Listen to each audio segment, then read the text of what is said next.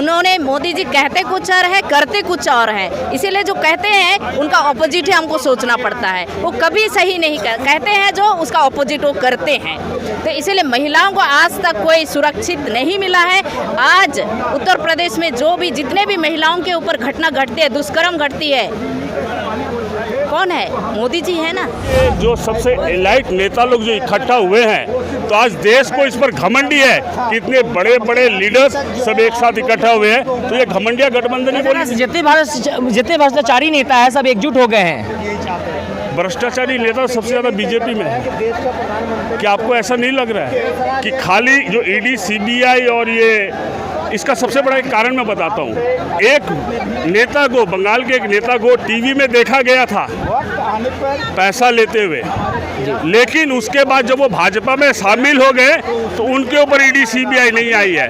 तो आप ये समझ लीजिए कि ये ईडी, सीबीआई आईटी हथियार है विपक्ष को डराने के लिए। ये कोई इंसाफ नहीं दिलाना चाहते इस देश को। नमस्कार, द इंडियन खबर आप देखना शुरू कर चुके हैं। मैं हूं आपके साथ शाहनवाज आलम। इस वक्त मेरी मौजूदगी भारत की राजधानी दिल्ली में है और इस समय आप देख सकते हैं कि जंतर मंतर पे टीएमसी के बैनर तले यहाँ पे भारी संख्या में टीएमसी के कार्यकर्ता मौजूद हैं। मनरेगा को लेकर प्रदर्शन कर रहे हैं। क्या इनकी मेन मांगे हैं, उनसे हम जानने की कोशिश करेंगे। क्या लगता है कि किस मांगे को लेकर के आप यहाँ पे जंतर मंतर पे आज आप पहुँचे हैं यहाँ पर? देखिए, जो हमारा आंदोलन, हमारे नेता अभिषेक बैनर्जी ने ये तय किया था कि हम दिल्ली में जंतर मंतर में, जो ये गूंगी बहरी सरकार है, जो बंगाल के लोगों ने कष्ट करके जो 100 दिन का काम किया था, उनके जो हक के पैसे, जो कॉन्स्टिट्यूशनल उनके राइट है, वो जो अटका रखे हैं, उनकी हम डिमांड करेंगे, उनके कान तक ये बात पहुंचाएंगे ताकि वो पैसे रिलीज़ कर दे। दूसरी जो आवास योजना, जो घर पे छत देने की बात है हर एक इंसान को, उसके पैसे जो रुका रखे हैं, हम उसके लिए यहाँ आंदोलन कर रहे हैं ताकि वो पैसे हमें मिले। और सबसे बड़ी चीज़, जो हमारे बकाया के जीएसटी के पैसे हैं, जो बंगाल के लोगों ने टैक्स दिया था, वो हमारे जो हिस्से के पैसे वो हमें दे दे डेवलपमेंट के लिए। ये हमारी मुख्य मांगे हैं। तो क्या लगता है 2024 में जिस तरह से कहा जा रहा है कि इंडिया गठबंधन जो है, इंडिया गठबंधन बना है विपक्ष का, लेकिन उसको भाजपा सरकार द्वारा घमंडिया कहा जा रहा है? देखिए, मोदी जी और भाजपा की एक ही काम है, बदनाम करना। इंडिया को आज बदनाम करना। आप देखिए, इंडिया अभी उन लोगों को पसंद नहीं है, वो लोग भारत के पीछे छूटे हुए हैं। जो इंडिया बन चुके हैं, ये इंडिया अभी इंडिया को राह दिखाएगी। 24 में आप लोग देख लेंगे, जनता की राय इंडिया की तरफ ही आएगी, भाजपा की तरफ नहीं आएगी। क्योंकि भाजपा वाले भाषण देते हैं, कभी किसी को रेशन नहीं देते। देखिए, अभी आपने कहा कि भाजपा वाले जो हैं इंडिया, भारत के पीछे हैं और इंडिया से नफरत कर रहे हैं, लेकिन कभी मोदी जी भी startup India, make in India, skill India लेकर के आए। तो लेकिन ऐसी कौन सी बात उनके दिमाग में आई जो इंडिया को मतलब कह रहे हैं कि वो गुलामी का प्रतीक है, गुलामी का अंग्रेज़ों का दिया हुआ नाम है, अब भारत बोलना चाहिए? देखिए, मोदी जी का काम है सीजनल चेंजिंग। 2014 में जब आए थे 15 लाख की गप्पे मार दिए थे। 2014 में जब आए थे बोले थे 2 करोड़ नौकरी देंगे, पर 14 के बाद 19 में जब आए वो बोले हम राम मंदिर बना देंगे। पुलवामा में हम लोग देश के सहयोग, राम मंदिर तो बन रहा है ना, राम मंदिर बने, हम भी सपोर्ट करते हैं। मंदिर, मस्जिद, गिरजा, आप लोगों को पता होना चाहिए, टीएमसी है ना, टीएमसी का मतलब ये टी फॉर टेम्पल, टेम्पल का मतलब मंदिर, एम फॉर मॉस्क, मॉस्क से मंदिर, टी फॉर टेम्पल मस्जिद और सी फॉर चर्च। टेम्पल, मॉस्क और चर्च से बनी है ये टीएमसी। मंदिर, मस्जिद, गिरजा बने, यही तो टीएमसी चाहते हैं। हम सबका साथ, सबका विकास ये लेके चलते हैं। कहीं मस्जिद नहीं तुड़वाते टीएमसी वाले, कहीं मंदिर नहीं तुड़वाते टीएमसी वाले, पर भाजपा वाले कभी गाय के तौर पे वो चाय करते थे, गाय करते हैं। आने दो जरा 2024, सब दिल्ली वाले बाय बाय कहने लगेंगे। हमारे साथ महिला भी हैं। आपसे सवाल है कि हमारे देश के प्रधानमंत्री नरेंद्र मोदी हमेशा जो है दिल्ली के लाल किले से जो है महिला सशक्तिकरण की बात करते हैं, महिला के सम्मान की बात करते हैं। अभी उन्होंने जो वुमेन्स रिजर्वेशन बिल भी लाया है, फिर क्या सोचते हैं इन सभी बातों पर आप? पहली बात तो ये कहना चाहती हूँ, महिलाओं को जो अधिकार उसे पहले ही छीना गया है। इससे आपको पता चलता है कि सबसे पहले जब महिलाओं को बोला गया था उजाला गैस लेके, उजाला फ्री गैस, और पीछे से कैश ले रहे हैं, तो ये बात है कि उजाला गैस फ्री कर दिए थे, लेकिन उसमें क्या है, मोदी जी बोले थे कि महिलाएं, भाई और मतलब बहनों महिलाओं के लिए जो आँख में जो चूल्हा जलाते हैं, आँख पे जो धुआं लगता है, उनको दिक्कत होती है, उनको कष्ट होता है, मोदी जी को कष्ट होता है। तो आज उन्होंने क्या किया है, महिलाएं जो गैस में एक कप चाय बनाएंगे उसका दाम कितना है, 1000 पार। कौन कर पाएंगे ये गैस। तो इस तरह की महिलाओं के लिए उनको जो कहा जाता है ऐसा कुछ नहीं है। उन्होंने, मोदी जी कहते कुछ और है, करते कुछ और है। इसीलिए जो कहते हैं उनका ऑपोजिट ही हमको सोचना पड़ता है। वो कभी सही नहीं कहते हैं जो उसका ऑपोजिट वो करते हैं।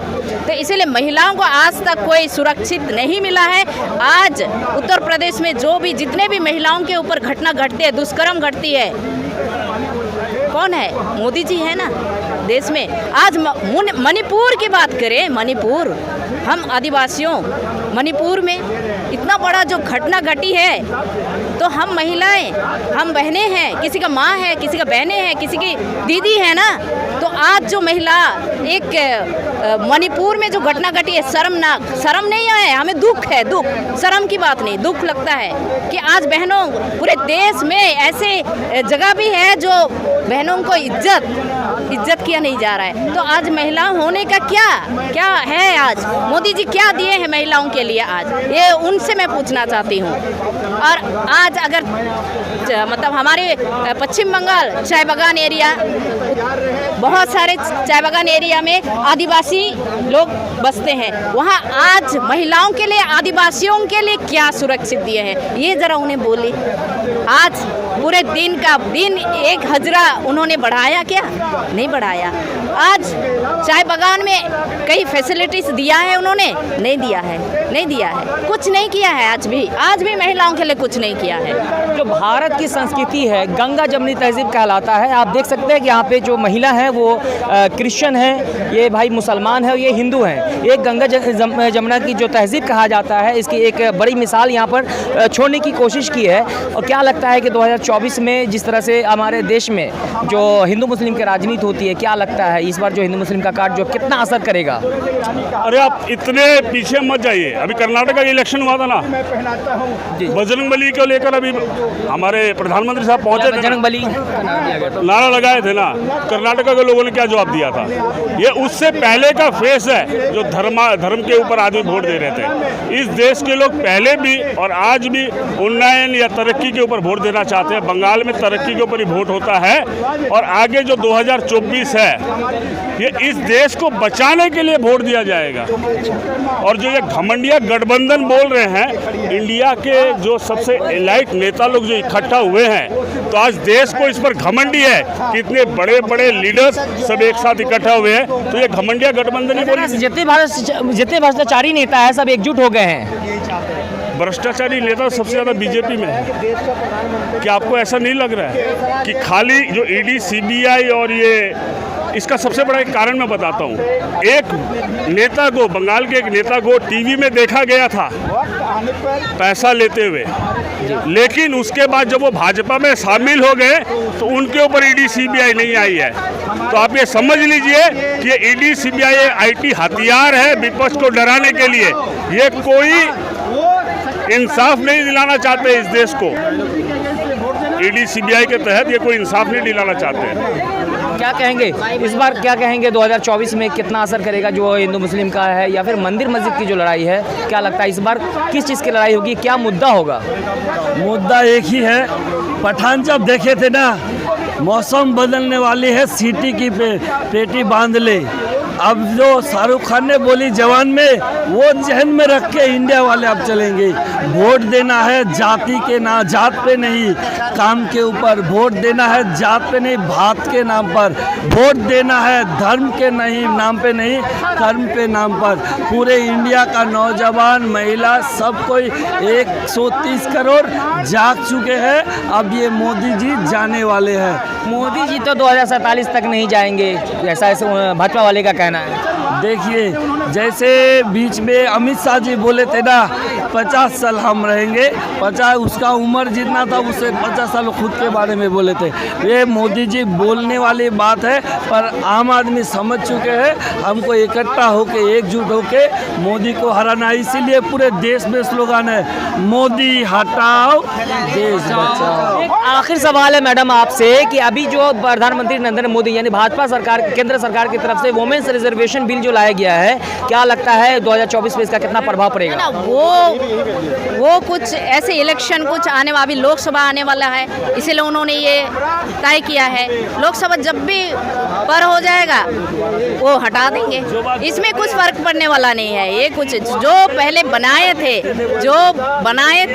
जो किए, जो उजाला गैस में हम लोग को पता चल गया है। आप ही कोई महिलाएं ये झल्स में नहीं आने वाले हैं, उनका ये झूठा ये में नहीं आने वाले, बातों में नहीं आने वाले, कोई महिला नहीं आने वाले हैं। सभी बात, चलिए आपने देखा कि अभी सभी जितने भी प्रोटेस्टर्स हैं वो अपनी बात रख रहे थे, और इन सभी बातों पर आप लोगों की क्या राय, कृपया कमेंट करके हमें जरूर बताएं। तब तक के लिए नमस्कार, जय हिंद, जय भारत।